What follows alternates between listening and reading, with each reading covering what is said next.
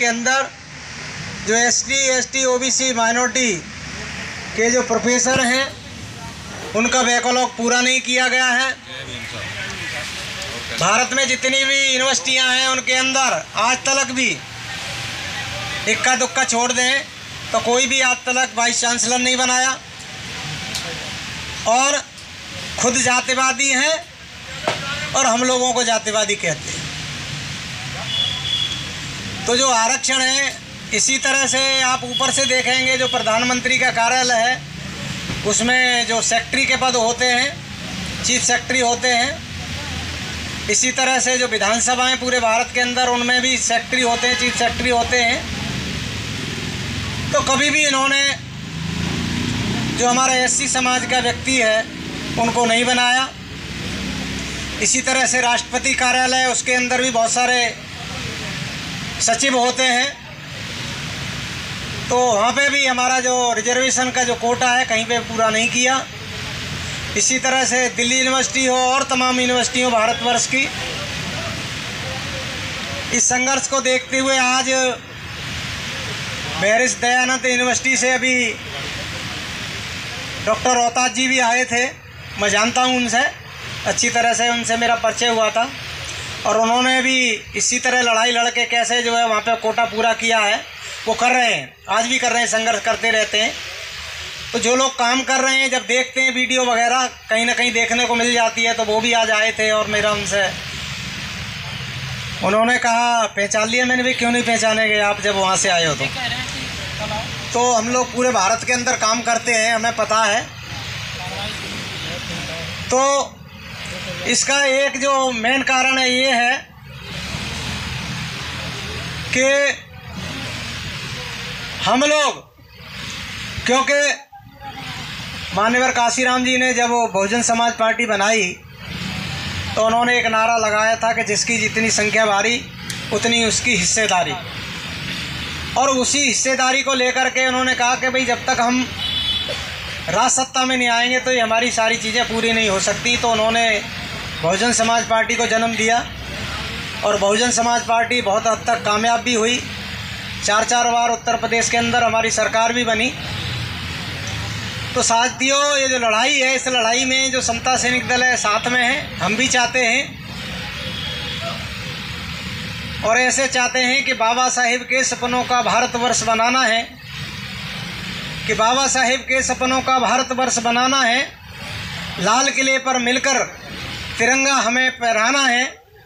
मंत्री मुख्यमंत्री अनेक बनाए हमने, भारत का प्रधानमंत्री अम्बेडकरवादी हमें बनाना है।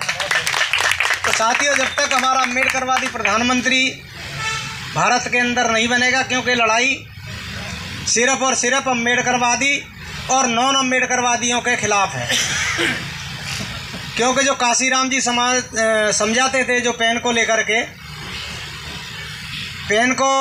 के समझाते थे कि जो पेन है, पेन के ऊपर जो खोला लगाया जाता है तो जो नीचे का हिस्सा जो काम करता है उसी के ऊपर ये सारी व्यवस्था टिकी हुई है, और वो नीचे का जो हिस्सा हटा दें तो जो व्यवस्था है वो धराशायी हो जाएगी। तो जो नीचे वाले जो लोग हैं उनको सबको इकट्ठा होना है। उन्होंने बताया भी था, 85-15 की बात बताई थी और उसका परीक्षण करके भी देख लिया। तो ये लड़ाई लंबी है साथियों। हमें भी, मेरे को तो, मैं समता सैनिक दल में जब से आया हूँ, जब से होश संभाला है, हम इस लड़ाई को लड़ने में लगे हुए हैं। पूरे भारतवर्ष में, पूरे भारतवर्ष के अंदर जाते हैं, जहाँ कहीं भी एट्रोसिटी होती है वहाँ पे भी जाते हैं। अभी की ये घटना बता देते हैं, मेरठ के अंदर भी एक बच्चे के साथ हुआ है, उसकी वीडियो आ रही है। समता टीम गई थी हमारे की सरकार है, वहाँ ज़्यादा हो रहा है ये, और वैसे तो पूरे देश में हो रहा है। और सबसे बड़ा जो प्रमाण है यहाँ है, और अभी जो पिछले दिनों जो हमारा रोहित बेमुला था उसको भी इसी वजह से मार दिया गया था, क्योंकि वो भी एक्टिविस्ट था, जैसे हमारी डॉक्टर ऋतु एक्टिविस्ट हैं, तो उसको तो मार ही दिया। वो बेचारा पढ़ाई कर रहा था, ये तो खैर लग गई थी, चाहे एडोप ही सही। तो अभी ये लोग बुला तो रहे, कह रहे हैं आ जाओ ले लो नौकरी, पर उन्होंने कहा भाई मेरे अकेले की नौकरी की बात नहीं है, मेरा जो पूरा समाज है, SC ST OBC माइनॉरिटी समाज है, इन सबको भर्ती करो ना, बैकलॉग को पूरा करो। तो इसको लेकर के जो उनका जो आंदोलन चल रहा है, ये बहुत बड़ा आंदोलन है और इसमें हम निश्चित रूप से कामयाब होंगे, और नहीं कामयाब होंगे तो हम अपनी सत्ता को लेकर के कामयाब होंगे। तो अब पूरे भारत में सत्ता परिवर्तन की, अम्बेडकरवादी जो हमारा प्राइम मिनिस्टर बने उनको लेकर के हम लोग काम करें जगह जगह पूरे भारत में, और इनको हटाना ज़रूर है। और ये निश्चय कर लो कि 2024 में ये नहीं रहेंगे, हम भी पूरे भारत में घूम रहे हैं, ये नहीं रहेंगे।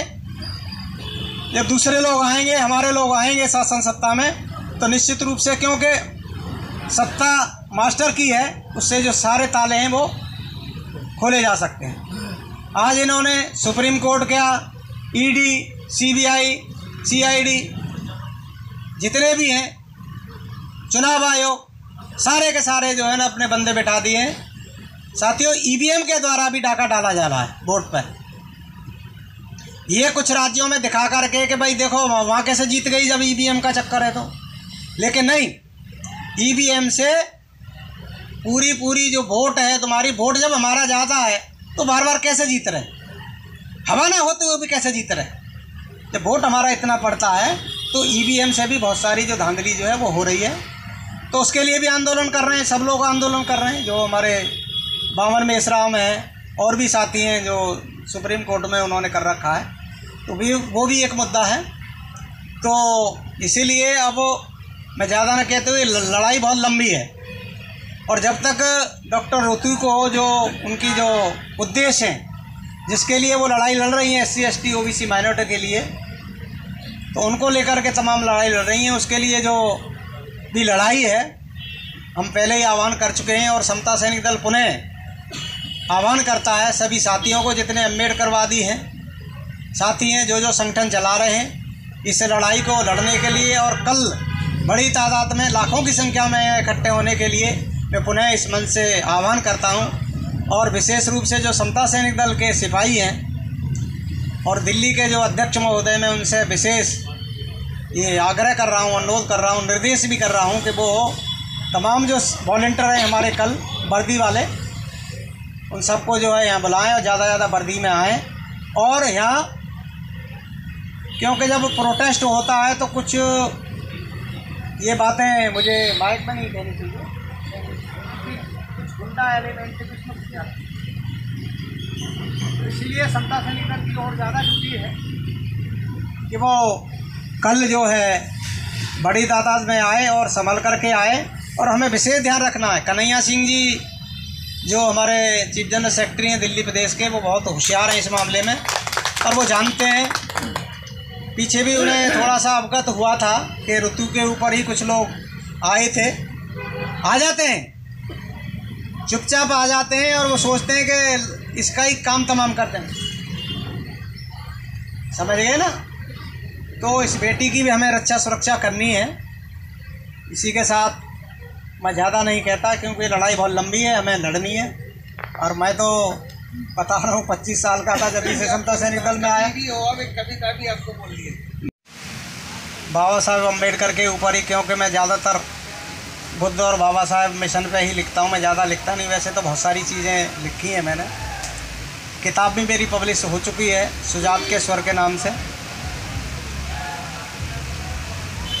तो आप देख रहे हैं ये नारे लगने लग गए। तो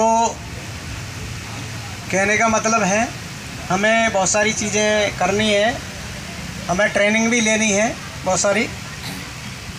तो क्या है कि बहुत सारे हमारे जो साथी हैं, युवा साथी हैं, जानकारी के अभाव में, जानकारी नहीं है, क्योंकि जो बाबा साहब की जो बनाई हुई संस्था जो काम कर रही है पूरे भारत के अंदर, और मैं आपको बता दूं कि 25 राज्यों में समता सैनिक दल की शाखाएं चलती हैं जगह जगह, और उनको बाकायदा ट्रेनिंग वगैरह सारा कुछ दिया जाता है।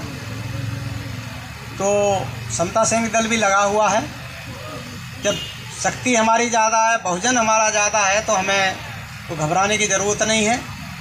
और सब कुछ सब कुछ जो है हम लोग